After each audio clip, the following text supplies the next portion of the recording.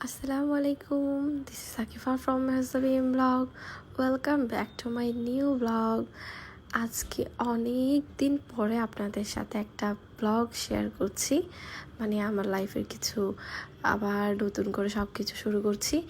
মানে অনেক দিন মানে অনেক মাসও হয়ে যাচ্ছে আমরা আসলে ব্লগ আপলোড করতে পারিনি ঠিক মতো।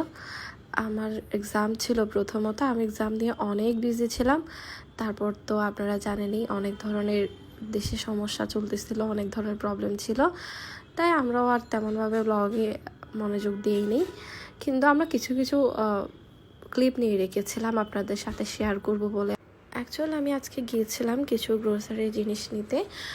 আমি চোখ বন্ধ করে চলে যাই উৎসব সুপার মার্কেটে। আমার কাছে মনে হয় কি, মানে এক ছাদের তলায় সব কিছু যখন পেয়ে যায় তখন তো কোনো হয় না, তাই আমি সবসময় ওখানেই চলে যাই, ওখান থেকে সব কিছু পারচেস করি।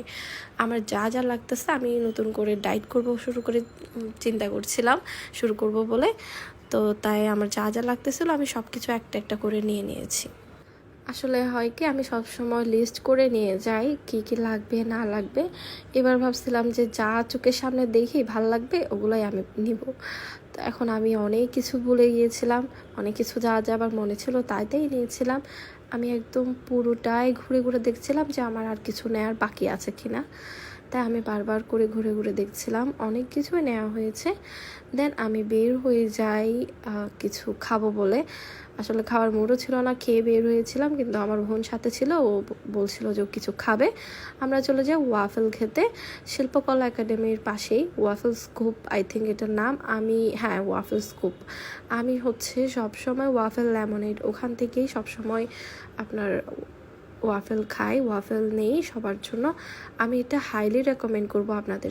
আমি গিয়ে ওয়াফেল স্কুপ থেকে আমি আর আমার বোন দুইটা চকলেট শেক অর্ডার করি। চকলেট শেকগুলো ভালোই ছিল, কিন্তু যে ওয়াফেলটা আমি নিয়েছিলাম আমার তেমনটা আশানুরূপ আমার ভালো লাগেনি।